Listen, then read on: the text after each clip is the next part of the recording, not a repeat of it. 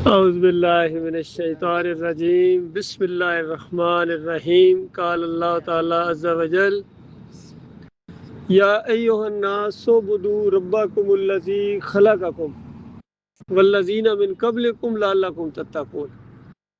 یہ سورہ البقرہ کی ایک آیت ہے جب اللہ کے آخری رسول محمد صلی اللہ علیہ وآلہ وسلم مکہ میں 13 سال تک ایک ہی بات بیان کرتے رہے کہ دیکھو لوگوں، یہ دنیا امتحان کی جگہ ہے۔ تمہیں اللہ تعالیٰ نے یہاں سیر سپاٹے کرنے کے لیے نہیں بھیجا ہے، تمہیں اس دنیا کے اوپر بھیجا ہے، امتحان لیا ہے تمہارا کہ تم اللہ کو مانتے ہو یا نہیں مانتے ہو۔ اس نے اپنی نشانیاں بے شمار بکھیر دی ہیں۔ دیکھو، صبح اٹھتے ہو، ناشتہ کرتے ہو، باہر نکلتے ہو، دھوپ ہے، دن ہے، پھر رات ہوتی ہے، پھر سو جاتے ہو جا کے۔ یہ دن رات کون بدلی کر رہا ہے؟ یہ ہوائیں کون چلا رہا ہے؟ یہ جو روزی کھاتے ہو تم، ناشتہ کرتے ہو، روٹی کبھی سوچا یہ کہاں فصلیں اگی تھی، کہاں سبزیاں اگی تھی، پھل کہاں پکے تھے، اور مالک نے کس طریقے سے منڈیوں میں لا کے، دکانوں میں لا کے تمہاری ٹیبل کے اوپر آ کے سجا دیا۔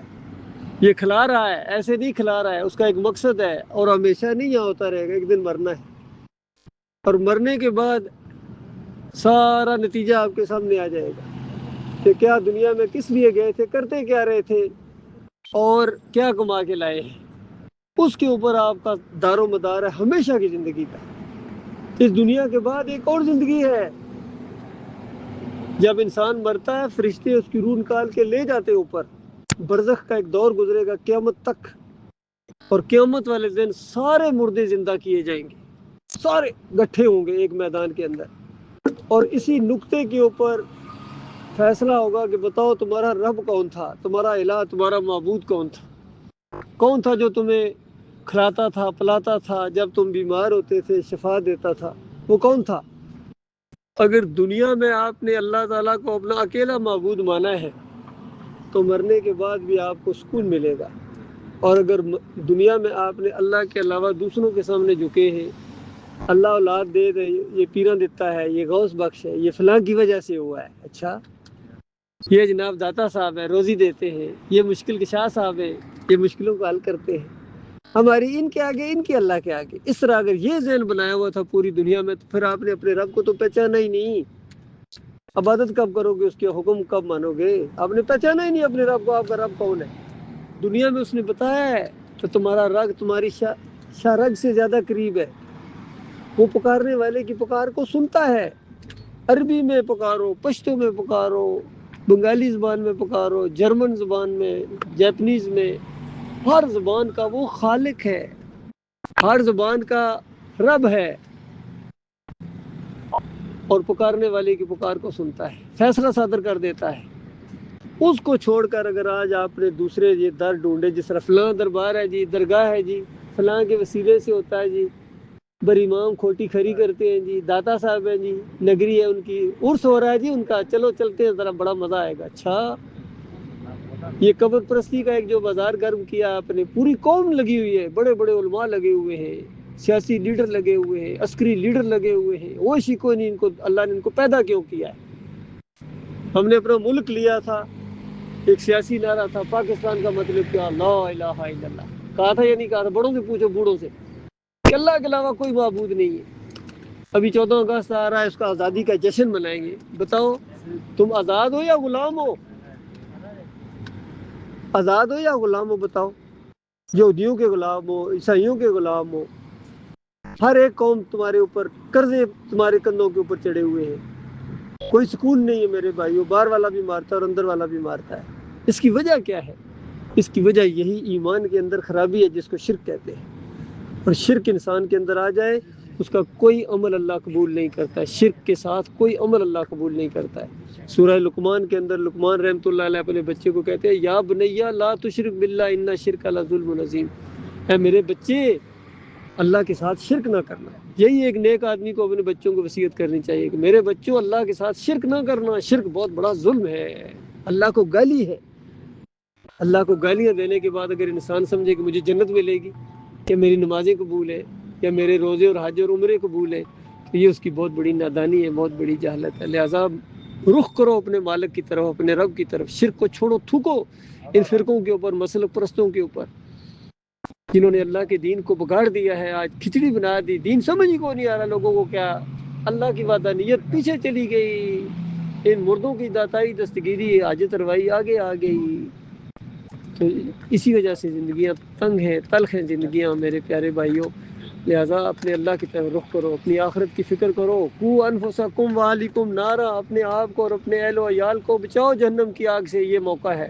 ایک دفعہ موت آ گئی تو یہ موقع ختم ہو جائے گا، پھر واپس نہیں آؤ گے، چیخو گے، چلاؤ گے، لانتے بھیجو گے ان مولویوں اور پیروں کے اوپر، ان سیاسی لوگوں کے اوپر، اور ان اپنے وڈیروں کے اوپر، اپنے اکابرین کے اوپر جنہوں نے تمہیں شرک کے راستے پر چلا دیا ہے۔ قوم پوری چل پڑی، شرک کے راستے پر چل پڑی، آنکھیں بند کر کے چل پڑی۔ ان کی توحید کے اندر بھی شیطان نے شرک رکھ دیا۔ وہاں آج عمرہ بھی کرنے جاتے ہیں، پھر جا کے وہاں مدینے میں جا کے نبی علیہ السلام کے مزار کے سامنے روتے ہیں، دوتے ہیں، پکارتے ہیں، چیختے ہیں، چلاتے ہیں، کیونکہ ان کا عقیدہ بن گیا کہ نبی علیہ السلام قبر کے اندر زندہ ہے۔ حالانکہ صحیح حدیث کے مطابق نبی علیہ السلام مدینے والی قبر میں نہیں بلکہ جنت الفردوس میں اعلیٰ مقام الوسیلہ برزخ کے اندر وہاں زندہ ہے۔ اس دنیا والوں سے غافل ہے، کوئی دنیا والوں کی طرف نہیں آتا ہے۔ شہید بھی جنتوں میں زندہ ہیں، ان دنیاوی قبروں میں نہیں۔ ان کو پکارنا شرک ہے۔ نیک لوگوں کے راستے پر چلو، نیک لوگوں کے طریقے پر چلو، ہر نماز میں کہتے ہو اہدنا الصراط المستقیم صراط الذین انعمت علیہم، نماز میں کہتے ہو، اللہ کے ساتھ عہد بھی کرتے ہو، ایاک نعبد و ایاک نستعین، اللہ تیری عبادت کرتے ہیں، تجھ سے مدد مانگتے ہیں۔ تو بتاؤ اللہ کو کہے کہ تجھ سے مدد مانگتے ہیں، آپ کے منہ پر پھر اچھا لگتا ہے؟ یا علی مدد، یا رسول مدد، یا غوث مدد، شرم نہیں آتی؟ اپنے مالک اور خالق کے ساتھ ساتھ اوروں کو پکارتے ہو، تو یہ نیک لوگوں کا راستہ نہیں ہے، یہ شرک کرنے والوں کا راستہ ہے۔ اور پھر اللہ تعالیٰ سے کہتے ہیں اہدنا الصراط المستقیم، یا اللہ ہمیں صراط مستقیم دکھا، سیدھا راستہ دکھا، صراط الذین انعمت علیہم، ان لوگوں کا راستہ دکھا جن پر تو نے انعام کیا۔ سورہ نساء کے اندر اللہ نے انعام یافتہ لوگوں کا نام بتا دیا، ان کا راستہ بتا دیا کہ دیکھو یہ انبیاء ہیں، یہ صدیقین ہیں، یہ شہداء ہیں، یہ صالحین ہیں، یہ ہیں میرے انعام یافتہ لوگ۔ تو بتاؤ نوح علیہ السلام کا راستہ کیا تھا؟ بتاؤ ابراہیم علیہ السلام کا راستہ کیا تھا؟ ادریس علیہ السلام کا راستہ کیا تھا؟ موسیٰ علیہ السلام کا راستہ کیا تھا؟ کیا یہ اللہ کے علاوہ کسی کو پکارتے تھے مدد کے لیے؟ بتائیں نا ذرا، یہ اللہ کو پکارتے تھے مشکل کشائی کے لیے، حاجت روائی کے لیے۔ اسی طرح دیکھیے کربلا کے اندر حسین رضی اللہ عنہ نے ہمیشہ اللہ کو مدد کے لیے پکارا، کتنی مشکل مصیبت بھی آگے، لیکن یا علی مدد نہیں پکارا انہوں نے۔ یہ سبق ہے سب سے بڑا کربلا کا۔ آج حسین رضی اللہ عنہ کو پکارا جا رہا ہے، ان کے نام کی شبیلیں لگائی جا رہی ہیں، کوئی جھنڈے بلند کر رہا ہے، کسی نے پنجے لگائے ہوئے اپنے گھروں کے اوپر بڑے بڑے۔ یہ ان کی پوجا ہے، بندگی ہے، شرک ہے، ناقابل معافی جرم ہے۔ جب تک اس سے قوم توبہ نہیں کرے گی، اللہ کی طرف نہیں آئے گی، اس کا کوئی عمل اللہ کے یہاں قابل قبول نہیں ہے۔ یاد رکھیے کہ اس کی نمازیں اس کے منہ پر ماری جائیں گی، اس کے حج اور عمرے اس کے منہ پر مارے جائیں گے۔ بھائی مانو، تجھے ایمان کے لیے پیدا کیا تھا، تم نے شرک کیا ہے۔ اللہ تعالیٰ ایسے خوفناک انجام سے اپنی پناہ میں رکھے، ہمارے دنیا میں یہ چیزیں سمجھنے کی، غور و فکر کرنے اور اس کو ماننے اور اس کے اوپر جم جانے اور اس کو پھیلانے کی یہ تبلیغ ہے صحیح معنوں میں۔ یہ اللہ کے راستے میں جہاد ہے، جہاد کبیر کہا گیا ہے اس کو، جو یہ ایمان توحید کی بات پھیلاتا ہے وہ ہے۔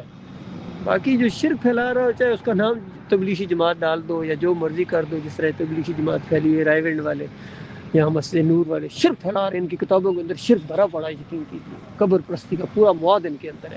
پہلے بندے کو مشرک بناتے ہیں، پھر کہتے ہیں آؤ چلا لگاؤ، آؤ ہمارے ساتھ چلو، ہمارے تہجد پڑھو ہمارے ساتھ، پہلے شرک کراتے ہیں۔ یہ بہت بڑا خوفناک منظر ہے۔ اللہ تعالیٰ اس چیز سے ہماری آنکھیں کھولے۔ قولی ھذا استغفر اللہ لی ولکم۔